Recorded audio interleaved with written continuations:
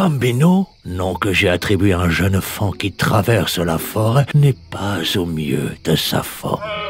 Bien qu'il ait atteint son âge adulte, celui-ci ne s'est jamais remis de la mort de son père, abattu par un chasseur, ni par celle de sa mère, écrasé par une voiture. Et arrivé sur la bande de béton où sa mère a connu son triste sort, se met à renifler le bitume, cherchant un reste d'odeur de celle-ci. « Maman !» crie le jeune enfant en langage de cerf. « Maman, je te promets que je deviendrai un grand cerf et que de là où tu es, le paradis des biches, j'espère que tu seras fier de moi. » Et alors qu'il se met à clignoter ses yeux de biche, une énorme voiture, tout feu allumé, arrive à toute vitesse dans sa direction. Bambino est tétanisé de peur. Son corps ne veut plus bouger. Il regarde la lumière s'approcher. Mais au moment où la voiture s'apprête à le percuter, Bambino saute dans le fossé.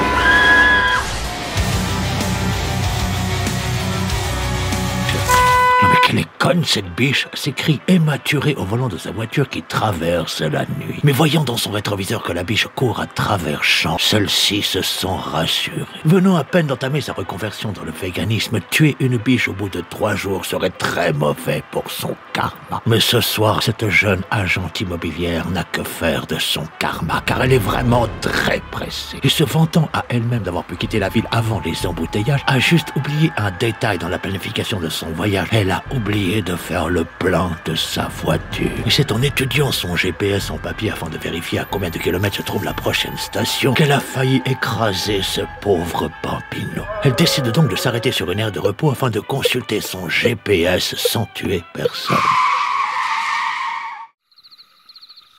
Bon, 100 km avec un demi-plein, ça devrait être bon. Mais s'apprêtant à reprendre la route, celle-ci est frappée par une énorme gênance. En effet, Emma a très envie de faire pipi. Et se rendant compte qu'elle ne tiendra pas 100 km comme ça, rallume ses phares et aperçoit une petite maison abritant des toilettes publiques. Bon, il n'y a personne, j'en ai pour 2 minutes. Elle sort donc de sa voiture et marche jusqu'à la petite maison. Il pousse la porte, appuie sur l'interrupteur, décide de s'éclairer avec son briquet et entre dans une des délabrées cabines pour y faire sa petite commission. Emma se sent maintenant plus légère, et alors qu'elle tâte le dessus de son confortable trône afin d'actionner la chasse d'eau, entend la porte de la maisonnette qui s'ouvre et des pas.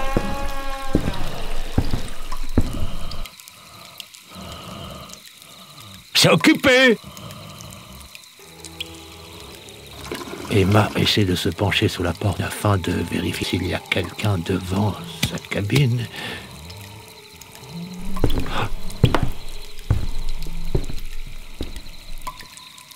Elle ouvre la porte, mais ne voyant rien, marche doucement en direction de la porte d'entrée. C'est alors qu'elle se met à courir à toute vitesse en direction de sa voiture et démarre en trombe.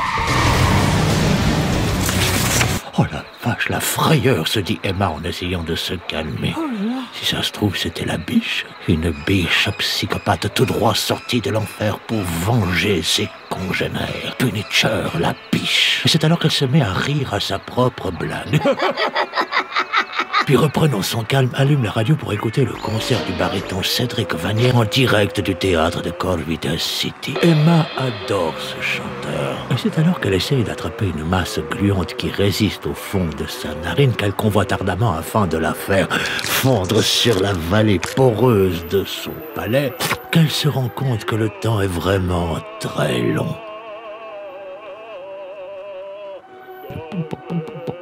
Mais c'est en entendant un étrange son et voyant un rougeâtre témoin lumineux clignoter sur son tableau de bord qu'elle se mit à paniquer. Oh non, c'est pas vrai, je vais tomber en panne d'essence. Mais ce stress n'est que de courte durée, car c'est à ce moment-là qu'elle se rend compte qu'elle vient juste d'arriver devant la tant attendue station d'essence. Cette station est aussi flippante que les toilettes où je me suis arrêté. Ça doit être un style local. Heureusement que je suis pas tombé en panne. J'aurais pu me faire attaquer par Punisher, la biche. Emma, reprenant ses esprits, voit devant sa vitre un homme, les joues recouvertes de crasse, qui l'observe avec un regard glacial. Le plan Oui, répond Emma qui reprend ses esprits. Elle est cinglée, ça. Non mais c'est un film d'horreur ce pays. Puis, alors qu'elle regarde dans le rétroviseur le pompiste qui lui fait le plan, celui-ci se tourne d'un coup dans sa direction et la regarde fixement. Mais il a quoi à me regarder comme ça, celui-là? Puis l'homme raccroche le pistolet et s'approche de la vitre. Ça fait 22. 22 quoi? Ah oui, l'essence, excusez-moi. Tenez, prenez ma carte. Emma la glisse à travers la fente de la vitre qu'elle a juste entrouverte avant de la fermer brusquement. Puis l'homme ne la lâche pas des yeux, s'éloigne et entre dans la station. Emma remarque que l'homme l'observe toujours à travers la crasse de sa baie vitrée. Puis l'homme revient dans sa direction. Il tape à la vitre. Madame, il y a un problème avec votre carte, il faudrait que vous veniez avec moi dans la station. Ah non, il peut pas y avoir de problème. Écoutez, monsieur, je peux pas venir avec vous. Madame, venez avec moi. Ah non, répond Emma. Madame, venez avec moi. Écoutez, monsieur, laissez-moi, écoutez, je vous ferai un virement, je suis quelqu'un d'honnête. Et alors qu'elle tourne la clé de l'embrayage, la porte oh putain, je suis conne, je l'ai pas fermée, s'ouvre. Et l'homme l'agrippe par l'épaule et essaye de la tirer hors de la voiture. Non, laissez-moi, monsieur, arrêtez, arrêtez, monsieur. Mais bien que criant, réussit à tourner la clé. La voiture est projetée en avant. L'homme s'écroule à plat ventre. Emma réussit à claquer la porte et s'enfonce dans la nuit à toute vitesse. Emma regarde son rétroviseur, puis elle aperçoit l'homme qui se relève, marche en direction de sa camionnette, puis elle voit les feux de celle-ci s'allumer. C'est alors qu'elle se met à appuyer de plus en plus fort sur l'accélérateur. Emma, utilisant une technique qu'elle a appris dans l'agence touriste, se tient cachée dans un sous-bois et observe la route afin de s'assurer qu'elle n'est pas suivie. Bon, apparemment, je l'ai semée. Mais sa joie n'est que de courte durée, car elle voit passer la camionnette du pompiste à toute vitesse devant elle. Se souvenant de ce qu'il fallait faire pour vérifier si on est suivi, mais pas de ce qu'il fallait faire si on l'est vraiment, Emma se résigne à attendre le jour dans sa voiture. Mais ce qu'elle ignorait ce soir-là, c'est que le danger était tout autre.